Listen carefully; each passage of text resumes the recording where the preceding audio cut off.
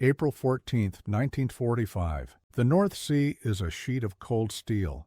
The war in Europe is nearly over, but under these gray waters, death still prowls. You are aboard the German submarine U-1206, a Type 7 sea boat, 67 meters of riveted steel, carrying 50-man crew.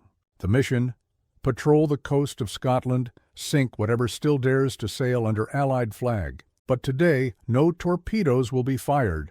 Today, the enemy is inside the hull itself. 1206 was new, commissioned barely a month earlier, commanded by Kapitän-Leutnant Karl Adolf Schlitt, a young officer with the confident calm of someone trained too late in a war already lost. The boat bristled with modern German engineering, improved batteries, better sonar countermeasures, and the crown jewel, a high-pressure toilet system designed to function at great depths. It was supposed to be a symbol of German ingenuity, proof that even underwater the Reich could innovate. But the system was complex, so complex that each toilet required a special technician to operate it, flush it the wrong way, and seawater could surge backward through the valves, flooding the compartment with lethal brine and chlorine gas from the boat's battery cells. At 3 p.m. that Saturday, U-1206 cruised 80 feet below the surface, running silent off Peterhead, Scotland. Above, British patrol aircraft scoured the skies. Below, the pressure groaned against the hull. Inside, the air was stale, thick with diesel fumes and sweat. The men had eaten their ration of black bread and sausage, their spirits low. Then Captain Schlitt excused himself to use the new toilet. It was supposed to be simple. Turn the valve, pull the lever, vent the waste. But the system required a precise sequence, one that Schlitt, impatient or distracted, misjudged. Moments later, a shout echoed down the narrow corridor. Seawater burst through the flush valve, gushing into the compartment. The technician on duty rushed in, shouting over the noise, trying to seal the system, but pressure fought back. Water hit the lower batteries, and within seconds, a hiss filled the air, the unmistakable stench of chlorine gas. Panic swept through the forward section. Men coughed, choking, eyes watering. Orders were shouted, hatches slammed. Schlitt ordered an emergency blow, ballast tanks vented, and the submarine lurched upward toward the surface.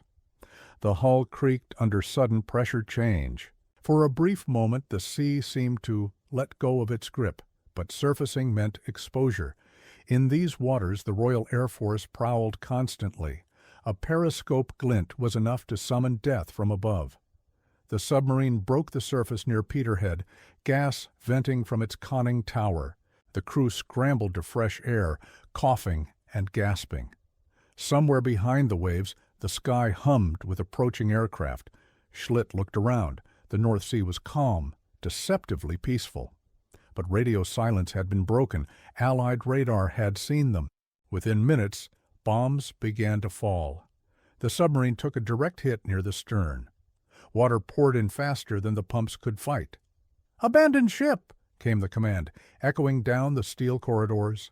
Men scrambled topside, plunging into the freezing sea. Some never resurfaced. The pride of German engineering, its miracle toilet, had doomed the vessel. A mechanical triumph turned fatal flaw. In the chaos of April 1945, few noticed another submarine lost. Yet the irony was unbearable. Not enemy depth charges, not British torpedoes, but a toilet malfunction had sunk U-1206. Below, the boat slipped beneath the waves, her lights flickering out one by one. Oil spread across the surface, rippling in the gray afternoon sun. 46 men went down with her, 10 survived, rescued by Scottish fishermen.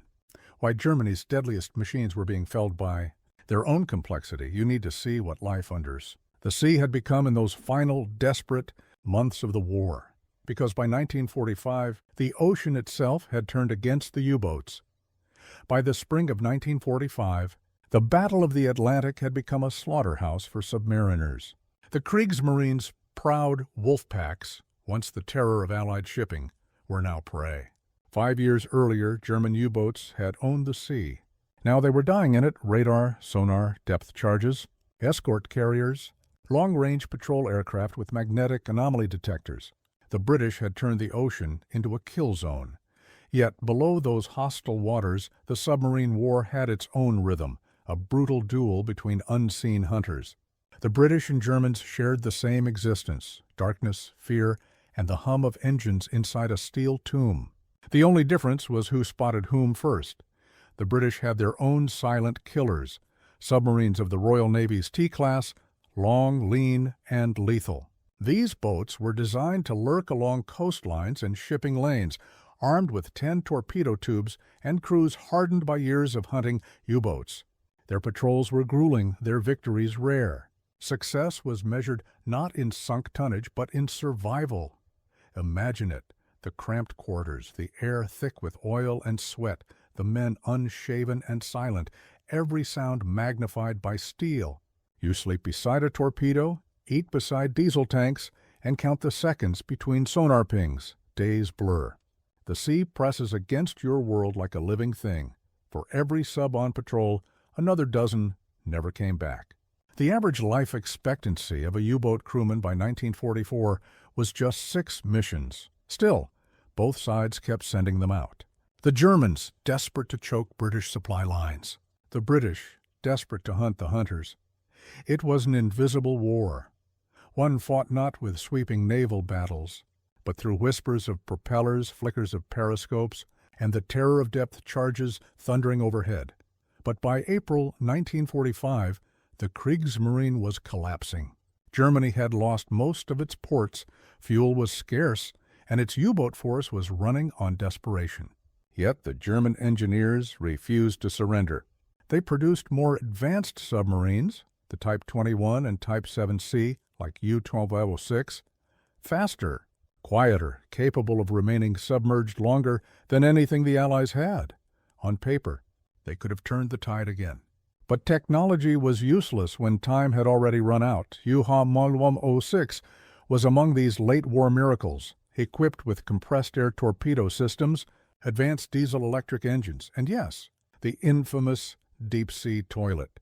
It represented everything the Germans thought would save them: complexity, precision, innovation. Across the North Sea, British listening stations, codenamed Huff Duff, tracked radio bursts from U-boats like U-1206. Every time a submarine surfaced to communicate with headquarters, its signal triangulated its position. The British didn't even need to engage to win. They simply watched, waited, and struck when the Germans made a mistake. That's what made Schlitt's situation so fatal. When he surfaced to vent chlorine gas from that cursed toilet malfunction, the submarine's location was immediately picked up. It was the one thing a U-boat captain was trained never to do: break stealth. Meanwhile, on the British side, submarines like HMS Venturer patrolled these same frigid waters. The Venturer had already made history just months before, the only submarine ever to sink another submarine while both were submerged. It was an impossible shot requiring calculations in 3 dimensions: depth, bearing, and time. The British had developed an art form out of patience. Each side had its rituals. German U-boat crews sang songs to fight fear. British submariners maintained dead silence, counting every creak of the hull. Both knew that one mistake, a wrong flush, a careless noise, a sonar ping too loud, meant death. And yet, beneath the rivalry and propaganda, the men were mirror images of each other. Young, exhausted, homesick. They lived in darkness, ate canned stew, wrote letters they'd never send. They all believed in duty, even when it made no sense anymore. The North Sea was littered with their ghosts: 750 U-boats lost during the war, tens of thousands of men entombed inside rusting hulls. The sea didn't care which flag they served, so when the British patrol picked up the faint radar echo of U-1206 surfacing that cold April afternoon, they didn't know it was because of a toilet. They only saw an enemy. One more iron coffin breaking the surface. One more chance to strike back. The irony, though, was staggering. In a war defined by industrial genius, code-breaking, and nuclear research, one of its strangest victories was being handed to the British not by intelligence or firepower, but by human error and over-engineering. The war beneath the waves was nearing its end. But for the men of U-1206, it was about to end violently, because just as they surfaced, a British submarine was already within range and listening. The Type 7C submarine was the workhorse of Hitler's Navy. Fast, deadly, and claustrophobic. Every surface inside served a purpose. Levers, valves, and switches, packed tighter than a human body, could comfortably live between. 1206 was among the last of its kind. Commissioned in March 1945, it had barely weeks of operational life before its fatal patrol. The men who crewed her had trained in bases that were already crumbling under Allied bombers. They were fighting ghosts of victories long gone. Inside the hull, everything reeked of oil, metal, and damp cloth. Condensation dripped constantly from the ceiling. The men slept in hot bunks, literally hot, because there weren't enough for everyone. When one man got up for duty, another took his place, sliding into the still warm bed. And then there was the toilet. The pride of German naval engineering, a high-pressure system that could flush at depth, a marvel of valves and pumps. On older U-boats, sailors had to hold their waste until surfacing. Buckets or elimination bottles were the reality. But U-1206 had a modern system designed to expel waste even hundreds of feet below sea level. It was ingenious and fatally complicated. A series of high-pressure valves had to be opened and closed in the right sequence. Any mistake could send seawater back into the system. The manuals were dense, written in engineers' German. Most captains didn't bother memorizing them. That's what the Toilettenmaschinist, the toilet specialist, was for. But on April 14, 1945, Captain Karl Adolf Schlitt decided to handle it himself. Why pride, perhaps? Or impatience? Or the unthinkable? A senior officer trying to save face over something so mundane. He later wrote in his debriefing, "I operated the toilet myself." Then there was a rush of water. The engineer tried to repair it, but the water rose and reached the batteries. There was a short circuit. Chlorine gas developed. We had to surface. That was the chain reaction. Seawater flooding into the toilet, mixing with the sulfuric acid of the batteries beneath the deck, producing clouds of chlorine gas, the same chemical weapon used on the battlefields of World War I. It filled the lower compartments almost instantly, an invisible killer that burned the lungs and eyes. The men screamed for air, slamming bulkheads, dragging unconscious crewmates up ladders toward the conning tower. The noise was deafening. Alarms blaring, pumps roaring, the sea roaring in. Schlitt's options were grim. Stay below and everyone suffocates. Surface and risk British detection. He chose life, for the moment. Compressed air hissed through the ballast tanks. The U-boat groaned, rising fast. The pressure lightened, but the fear didn't. The boat broke through the surface like a dying whale gasping for breath. Fresh air flooded the conning tower, carrying relief and dread. They were just 10 miles off the Scottish coast, within range of British patrols. Waves slapped the deck as crewmen spilled out, some coughing, some vomiting, others collapsing. The cold air seared their lungs. And then came the worst sound a U-boat could hear, the distant droning of aircraft engines. British patrol bombers had picked them up almost immediately. The surfacing had tripped Allied radar. Within minutes, aircraft from RAF Coastal Command swooped in. The U-boat tried to dive again, but the compartments were still flooded. Pumps couldn't clear the water fast enough. The bombs came next. Depth charges hurled from above. The sea around them exploded in columns of spray. Metal screamed as shockwaves pounded the hull. Inside, lights flickered. Men shouted over the thunder, clinging to pipes and bulkheads. Schlitt knew it was over. He gave the order no U-boat captain wanted to speak. Abandon ship. Hatches opened. Men poured into the freezing sea, life vests barely holding them up in the churning waves. The water was 4 degrees Celsius, death in minutes. Some clung to wreckage. Others vanished under the waves, pulled down by the suction of their own sinking boat. The U-1206 slipped beneath the North Sea, settling at a depth of 230 feet. 46 men went down with her. 10 survived, fished out by local Scottish boats, and taken prisoner. The war would end in less than a month. For Schlitt and his surviving men, it might as well have ended that day. After the war, the British divers who examined the wreck were puzzled. There were no torpedo impacts, no hull breaches from combat. Only one obvious failure point, the forward head, the toilet compartment. In their report, they noted the cause with a mix of disbelief and dark humor. Failure due to improper operation of sanitary equipment. The might of the German Navy sunk by a lavatory. The engineering hubris of a dying regime undone by its own overconfidence. But even as that submarine lay silent beneath the waves, the story wasn't over. Because just miles away, a British submarine had heard the chaos unfold and would record it in eerie detail. The hunter didn't have to fire a single shot to claim a victory. The ocean and a single flush did all the work. Far to the west, beneath the same gray waters, another predator was listening. The HMS Venturer, a T-class submarine of the Royal Navy, was on patrol that week off the Scottish coast.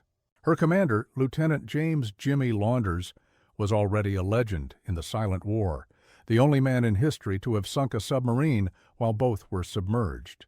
To his crew, Launders was calm, methodical, almost unnervingly so. He didn't speak much. He didn't need to. The men trusted him with their lives, and in the confined steel labyrinth of a submarine. That trust meant everything. It was 14th of April. The same day U-1206 breached the surface in chaos, Venturer's hydrophones picked up something strange, faint metallic clanging, confused Morse chatter, and the dull thunder of distant explosions. It wasn't a convoy. It wasn't a depth charge run. It was something else, something close and desperate. The sonar operator adjusted his headphones. Multiple contacts. One breaking the surface, sir. Launders leaned over the plotting table, tracing the bearing. A contact rising to periscope depth in those waters was either a friendly patrol or a U-boat in trouble. He ordered silence. The engines dropped to a low hum. Everyone listened, then faintly through the hydrophones came the unmistakable sounds of a submarine dying, pumps screeching, compressed air venting, and the chaos of a crew fighting for their lives. The sea carried the noise like a ghost. No British sub-commander wanted to rejoice at that sound. Every man aboard Venturer knew what it meant. They had lived that same nightmare, the air growing toxic, the temperature rising, the hull groaning under pressure. You didn't celebrate when another submarine went down. You just knew it could have been you. Still, Launders marked the position. Intelligence was intelligence. The Royal Navy's anti-submarine network was exhaustive. Every echo mattered. He sent a short-burst transmission to command. Unidentified submarine surfaced off Peterhead. Distress noises detected. Hours later, coastal radar confirmed it. Debris, oil slicks, and drifting bodies in life jackets. One of them was still alive, waving a tattered white cloth. Local fishing boats, the Peterhead drifters, were first on scene. Scottish civilians pulling half-frozen German sailors from the water, men who hours before had been their would-be killers. Some of the rescued were barely conscious, skin blue, eyes blank. They spoke little English, but their terror needed no translation. One survivor kept repeating a single word, toilette. The fishermen didn't understand. But when British naval intelligence arrived, they soon would. Word spread quickly among the submariners. The Germans had lost a U-boat because of plumbing.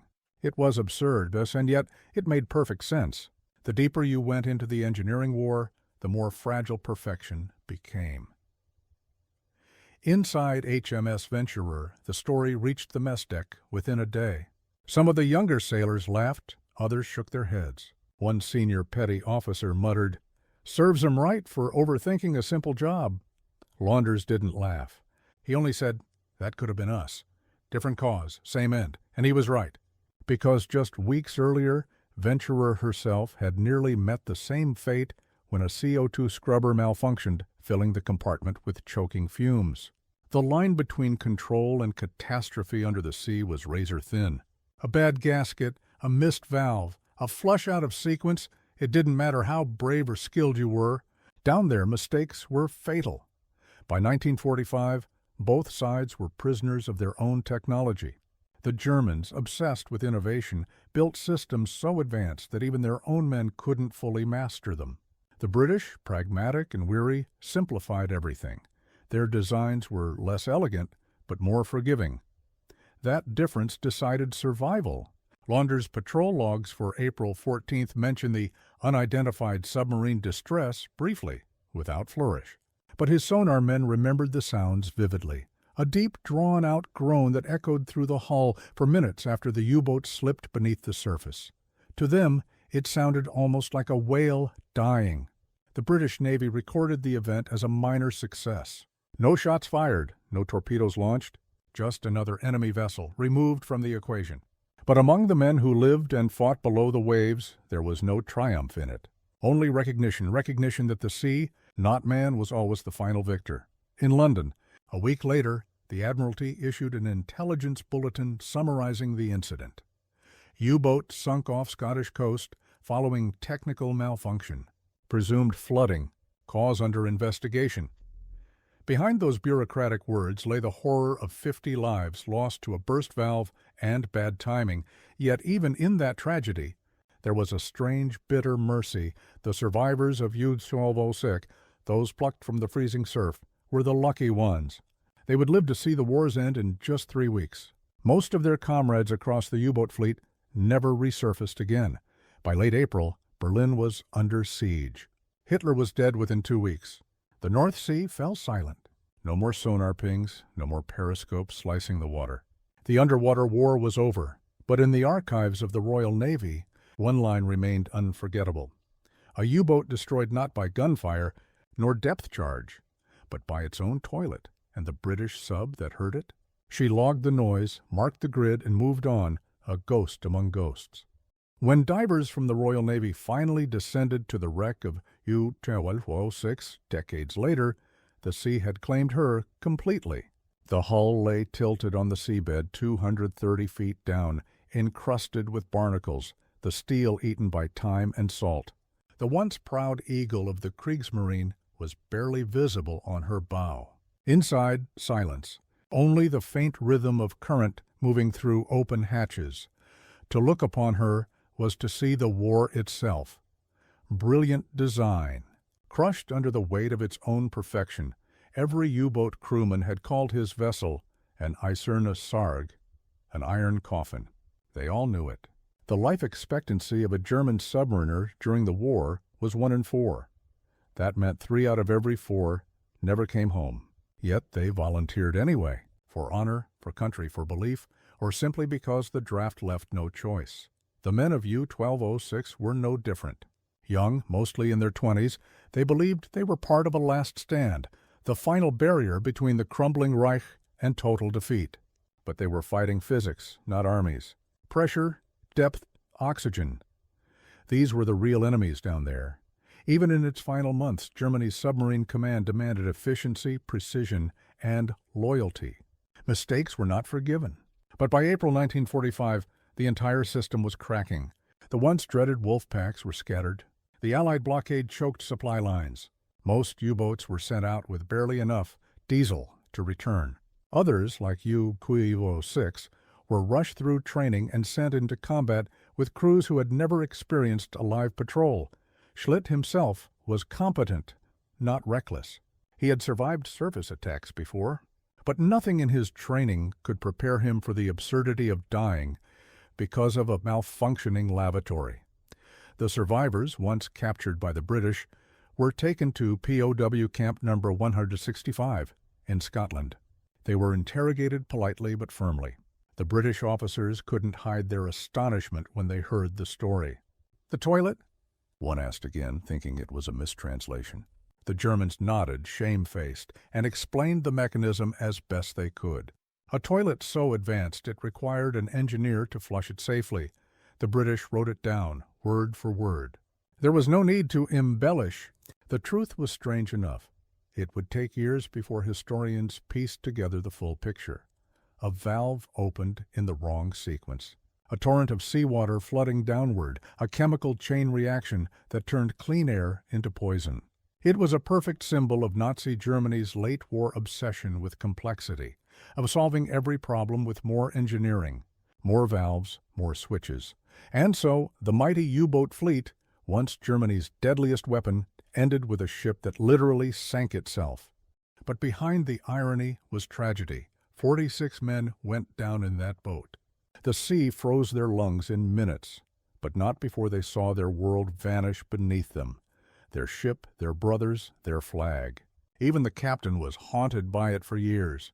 Karl Adolf Schlitt survived the war, returned home to ruins, and rarely spoke of that day. When he finally did decades later, his words were quiet. It was not a battle. It was not heroism. It was misfortune, a small mistake, and all was lost. That small mistake became a cautionary tale in every navy that studied submarine design afterward. The British and Americans simplified their onboard systems. Post-war German engineers did too. The age of over-engineered toilets was over. The lesson was simple. Below the sea, reliability mattered more than brilliance. But the story also endured because it was human, absurd, and tragic in equal measure. A reminder that even in the grand machinery of war, it was still men inside the metal. Men who laughed, cursed, grew hungry, and, yes, needed to use the toilet. When U.Pointfos finally sank, the Battle of the Atlantic had already been won. Allied convoys steamed freely to Europe, feeding the final invasion. The Royal Navy ruled the seas, yet even in victory, sailors whispered about the U-boat with the cursed flush. Because the sea never lets you forget irony. Somewhere off Peterhead, the current still sweeps across her rusted hull. Fish move through the shattered compartments. The brass fixtures of that infamous toilet remain greened by corrosion. A relic of precision and pride, resting beside the bones of men who trusted it. In the end, the story of U-1206 isn't just about failure. It's about the fragility of control, how even the most powerful machines, the most disciplined crews, the most advanced nations can fall to something small, unseen. Stupidly human, the British submarine never fired. The sky never darkened with dogfights. No grand battle cry marked the moment. Only a hiss, a rush of water, a command shouted too late. Then silence. The same silence that swallowed every submarine ever lost in that war. The last lesson of the undersea war wasn't one of glory or valor, but humility. Because in the deep, no one truly commands. The ocean always decides who stays afloat and who goes under.